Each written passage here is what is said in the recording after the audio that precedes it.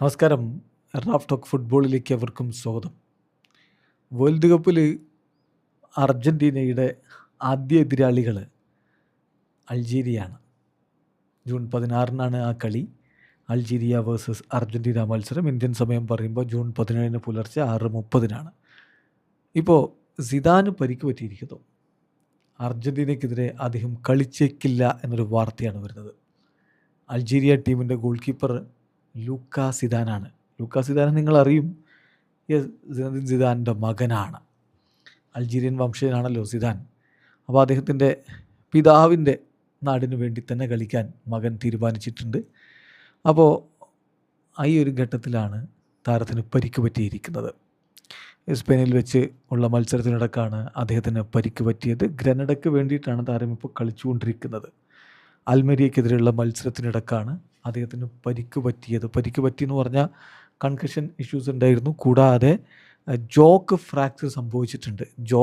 Joe and chin, ഇവിടെ ഈ താടിയലിൻ്റെ ഭാഗത്ത് ഒക്കെ അദ്ദേഹത്തിന് ഫ്രാക്ചർ സംഭവിച്ചിട്ടുണ്ട്. അതുകൊണ്ട് തന്നെ ഇനി ഈ സീസണിൽ താരം റൂൾഡ് ഔട്ടാണ്. കളിക്കളത്തിൽ വെച്ചുണ്ടായ ഒരു കൊളീഷനിലാണ് ഇത് സംഭവിച്ചിരിക്കുന്നത്. ഈ സീസണിലെ ഇനിയുള്ള മത്സരങ്ങൾക്ക് അദ്ദേഹം റൂൾഡ് ഔട്ടാണ്. ഇപ്പോൾ ലഭ്യമാവുന്ന വിവരമനുസരിച്ച് അദ്ദേഹത്തിന് സർജറി ആവശ്യമായി വന്നാൽ വേൾഡ് കപ്പ് മിസ്സാവും എന്നുള്ളതാണ്. ഏതായാലും ക്ലബിൻ്റെ ഭാഗത്ത് നിന്ന് അദ്ദേഹത്തെക്കുറിച്ചുള്ള മെഡിക്കൽ റിപ്പോർട്ട് പുറത്തു വന്നിരുന്നു. അതിൽ പറയുന്നത് ലൂക്കാ സിദാൻ്റെ മെഡിക്കൽ ടെസ്റ്റ് നടത്തി.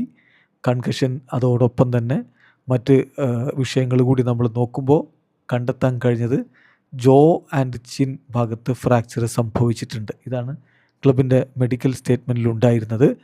ഏതായാലും ഇപ്പം അദ്ദേഹത്തിൻ്റെ കാര്യത്തിൽ സർജറി വേണമോ വേണ്ടയോ എന്നുള്ളത് വരും നാളുകളിലാണ് തീരുമാനിക്കുക എന്നുകൂടി പുറത്തേക്ക് വരുന്നു. അങ്ങനെ സംഭവിക്കുകയാണെങ്കിൽ തീർച്ചയായിട്ടും അത് വലിയ തിരിച്ചടിയായിരിക്കും. സർജറി സംഭവിക്കുകയാണെങ്കിൽ അദ്ദേഹത്തിന് വേൾഡ് കപ്പ് കളിക്കാൻ കഴിയാത്ത ഒരു സ്ഥിതിവിശേഷം ഉണ്ടായിരിക്കും. ലൂക്കാ സിദാൻ നമുക്കറിയാവുന്ന പോലെ റയൽ മാഡ്രിഡിന് വേണ്ടിയിട്ട് 2 പ്രധാന മത്സരങ്ങൾ കളിച്ചിട്ടുണ്ടായിരുന്നു. റയൽ മാഡ്രിഡ് ബിയിൽ അദ്ദേഹം കളിച്ചിട്ടുണ്ട്. അതിനുശേഷം അദ്ദേഹം പല ക്ലബ്ബുകളിലേക്ക് പോയി. 2024 ഗ്രനഡയിലേക്ക് എത്തുന്നത്.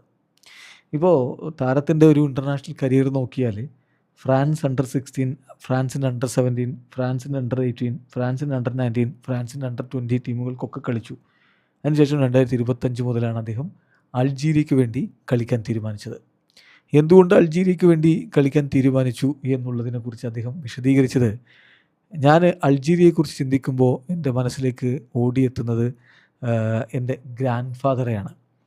അപ്പോൾ കുഞ്ഞുനാൾ മുതൽ എൻ്റെ ഫാമിലി എല്ലായ്പ്പോഴും അൾജീരിയൻ കൾച്ചറിലൂടെ കടന്നു വന്നിട്ടുള്ള ഒരു ഫാമിലിയാണ്.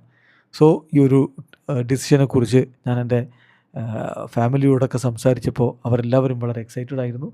അതുകൊണ്ടാണ് ഞാൻ അൾജീരിയയ്ക്ക് വേണ്ടി കളിക്കാൻ തീരുമാനിച്ചതെന്നാണ് അദ്ദേഹം പറഞ്ഞത്. അതോടൊപ്പം തന്നെ മറ്റൊരു കാര്യം എന്തായാലും ഉണ്ടല്ലോ, ഇപ്പോൾ ഫ്രാൻസിൻ്റെ ദേശീയ ടീമിലേക്ക് നിലവിലെ അവസ്ഥയിൽ ലൂക്കാ സിദാന് സ്ഥാനം കിട്ടാനുള്ള സാധ്യത കുറവാണ്. അതുകൊണ്ട് കൂടിയായിരിക്കണം ഇങ്ങനൊരു തീരുമാനമെടുത്തത്. ഏതായാലും ഇപ്പോൾ അദ്ദേഹത്തിൻ്റെ വേൾഡ് കപ്പ് ഭാവി, 27കാരനായിട്ടുള്ള താരത്തിൻ്റെ വേൾഡ് കപ്പ് ഭാവി അവതാളത്തിലാണ്. അതാണ് നിരാശ ഉണ്ടാക്കുന്ന കാര്യം. വീഡിയോ അവസാനിക്കുന്ന ഫുട്ബോൾ ലോകത്തെ കൂടുതൽ വിശേഷങ്ങളുമായി റാഫ് ടോക്സ് എടുത്താം.